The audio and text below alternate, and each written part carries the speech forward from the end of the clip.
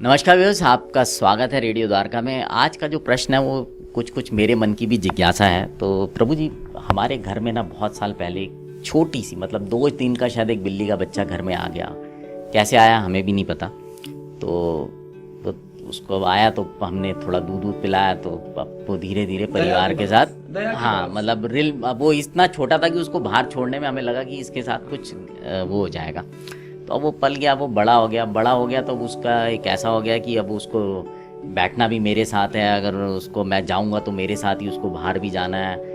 तो मतलब एक इस तरह का वो संबंध सा है, वो जुड़ गया, जो मुझे भी कभी कभी बड़ी हैरानी होती है कि ऐसा कैसे है। तो क्या जो इस तरह के पशु पक्षी हम लोगों के घरों में रहते हैं, कुछ होते हैं, क्या इन सब का कोई पूर्व जन्म का कोई संबंध होता है? बहुत अच्छा प्रश्न आपने पूछा है। ये बहुत ही इंपॉर्टेंट है समझना कि हमारे जीवन का जो ये चक्र है, ये ऐसे है जैसे एक नदी बह रही है और 2 वृक्ष खड़े हैं किनारे पे। दोनों से पत्ते गिरे, कुछ काल के लिए साथ आए, एक पत्थर आया नदी के बीच में, दोनों पत्ते अलग हो गए।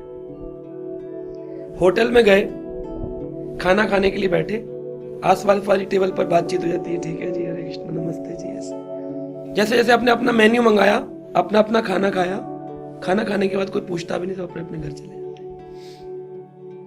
ट्रेन की जर्नी है, यात्री मिलते हैं, अच्छे से बातचीत होती, किसी से व्यवहार खराब, किसी से अच्छा, परंतु कोई किसी से आसक्त नहीं होता, उतरकर सब अपने अपने गंतव्य पर चले जाते हैं। तो ये जीवन की प्रक्रिया ऐसी ही है।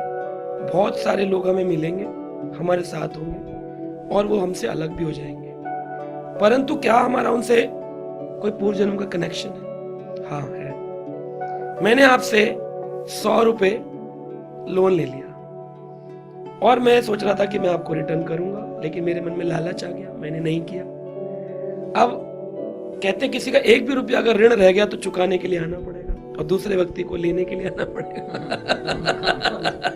तो दोनों आएंगे। अब दोनों आएंगे तो एक ऋण लेने वाला, दूसरा देने वाला। यानी मैंने इस बार आपसे लिया था, अब अगली बार मैं आपको दूंगा। तो वो अगर ऋण लेने वाला देने वाला सेम हो तो हो सकता है फिर से लालच आ जाए जीवात्मा में, तो उनको संबंधी बना देंगे किसी और रूप में, जैसे पुत्र बन जाएगा। अब पिछले जन्म में जिस दोस्त से 10,000 रुपए लिए थे, 1 लाख लिया था बिजनेस के लिए, लौटाया नहीं, अब पुत्र बन के आ गया, अब लौटाना पड़ेगा उसको। अब हंस के लौटाएंगे। तब हम सोच रहे थे दूं ना दूं, पत्नी बन के आ जाएगी। किसी को हमने कोई कष्ट दिए होंगे और आज वो पत्नी, हम क्योंकि पत्नी से आसक्त हैं, हमने उसको कष्ट दिए, परेशान किया, वो ही पुरुष अंत में पत्नी का स्मरण करते हुए स्त्री बन जाएगा और वो पत्नी दुखी होकर के सास बन जाएगी और फिर वो सास उस बहू को दुख देके, पता नहीं कहां से सास मिल गया, पिछले जन्म में तुमने किया इसके साथ। तो रूप जरूर नहीं कि पुरुष और स्त्री पुरुष कन्वर्ट होते रहेंगे, मिलते रहेंगे, या पशु पुरुष, ये चेंज होते हैं, लेकिन कहीं ना कहीं कुछ ना कुछ ऋण बाकी है या कुछ ना कुछ प्रेम बाकी है। किसी के साथ बहुत प्रेम था हमारा, लेकिन किसी कारणवश उस रिश्ते में खलन आ गया, टूट गया। रहीमन धागा प्रेम का, मत तोड़ो चटकाए, टूटे से फिर ना जुड़े, जुड़े गांठ पड़ जाए। गांठ तो पड़ गई, रिश्ता तो था, टूट गया, मर गए, अगला जन्म हुआ, रिश्ता कायम करना है, वही वाला पुराना जो रह गया था, जितने काल का कर्म प्रेम का, वो प्रेम करने के लिए पशु रूप में, पुत्री रूप में, परिवार में, माँ रूप में, पिता रूप में, कौन कब आएंगे, पर आएंगे। वो जब तक पूरा क्लीन नहीं हो जाएगा तब तक मुक्ति नहीं है। ये घूमता रहेगा चक्र, ऐसे ही चलता रहता है। पूर्वज है, आसक्त है हमसे इतने। तो मैं कई बार अपने प्रवचनों में, कथाओं में मजाक में कह देता हूं, इतने आसक्त हैं परिवार में कि एक छोटी सी कथा है, छोटी सी स्टोरी है।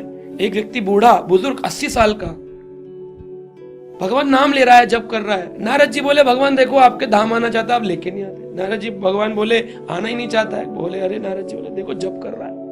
कह रहे तो तुम ले आओ। गए तो बोले, महाराज जी चलोगे? भगवान बुला रहे। कह रहा कितने दिन के लिए जाना है? जाने को तैयार नहीं है। तो बोला कुछ काल दे दो, अभी मेरे घर में ना लड़के की शादी नहीं हुई है, शादी हो जाए फिर मैं चलूंगा। तो नारद जी तो 1 मिनट के लिए ऊपर गए, 1 मिनट बाद जब आए तब नीचे देखा, ध्यान लगाया, बोले वो आत्मा तो गायब। पिताजी चले गए। अब वो क्या बन गए? उसी घर में एक बैल बन गए, गाय की योनि, गौ योनि में आ गए, गौवंश बैल बन गए। बोले अरे तुम बैल बन गए मनुष्य, चलो धाम, भगवान बुला रहे हैं। कह रहा जाने को मेरा भी मन है, इतना भजन किया है, लेकिन जब से मेरा बेटे की शादी हुई है ना, तब से घर में फसल नहीं है। मैं एक बार, आजकल बेटा बड़े प्रॉब्लम में है, एक तरफ वो लगता है हल में, एक तरफ मैं लगता हूँ, हमारे पास एक ही बैल है, तब बेटे की थोड़ी जुताई करा दूं, थोड़ा खेत में पैसा वैसा आ जाए, फिर मैं चलूंगा। नाराज जी फिर 1 मिनट के लिए फिर लौट कर आए, देखा फिर बैल मर गया, आप कहोगे, ध्यान लगाया, पता चला उसी घर के बाहर कुत्ता बन के बैठे। करे अरे पुरुष से, भक्त से बैल बने, तब समझ में, अब तो कुत्ते की योनि में आ गया, अब तो चलो। कह रहे मैं चलने को तो तैयार हूं, लेकिन क्या है, जब से धन आया ना हमारे घर में, आजकल बेटा बहू सुनते ही नहीं है, घर के दरवाजे खोल जाते, अगर मैं ना रहूं चोरी हो जाएगी, बस एक बार इनको थोड़ा शिक्षा दे दूं, उसके बाद चलूं। फिर नारद जी 1 मिनट के लिए गए, फिर लौट कर आए, ध्यान लगाया, पता चला इस बार कुत्ता भी मर गया। कहाँ गए? बोले उसी घर में नाली में कॉकरोच, कीड़ा बन के बैठे। बोले अरे निकृष्ट, जो नाली में आ गए, थूक आ रहा है, इसमें पीप आ रहा है, पानी आ रहा है गंदा झूठा, इसमें बैठे हो। कह रहे हमारे घर में जो बच्चे हैं ना, इनको बिल्कुल भक्ति नहीं है, भगवान अन्नपूर्णा का अपराध करते हैं, खाते हैं, झूठा छोड़ देते हैं। तो नाली में जब बहता है तो मैं कहता हूँ मेरे परिवार को कोई पाप न लगे, मैं बैठ के अन्नपूर्णा का सारा सेवा करता हूँ, खाता हूँ। नारद जी बोले हे महान जीव, तो कभी भगवत धाम नहीं जाएगा। तो हमारी जो ये अटैचमेंट्स हैं, ये भी कभी कभी हमारे पूर्वज ही होते हैं, जो हमारे घर में छिपकली, कॉकरोच, इसलिए भागवत में लिखा है इनको मारना नहीं चाहिए, ये पितृ होते हैं, हो सकता है हमारे, इनको भोजन खिलाना चाहिए। और अगर गंदगी नहीं रखना चाहते हो, मच्छर ना आए, ये ना आए, बिल्ली ना आए, कुत्ता ना आए, तो घर में सफाई रखो और उनको किसी अच्छे स्थान पर छोड़ाओ, लेकिन मारना नहीं चाहिए दवाइयां दे करके, ये भी बहुत बड़ा अपराध भागवत में होता है। तो कौन कब कब कैसे किस रूप में आएगा, ना जाने किस रूप में नारायण मिल जाए, हमको नहीं पता कौन परिवार का हिस्सा कब कैसे आएगा, पर आते हैं, संबंध होता है। बहुत बहुत धन्यवाद प्रभु जी आपका। तो व्यूअर्स, जो भी लोग हमारे जीवन में आसपास होते हैं, उन सब के बीच में कोई ना कोई, किसी ना किसी पूर्व जन्म का संबंध होता है, और उसी संबंध के कारण हम शायद मिलते हैं, एक दूसरे को जानते हैं।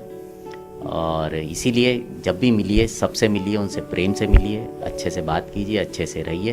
अब आपसे विदा लेते हैं, जुड़े रहें रेडियो द्वारका के साथ।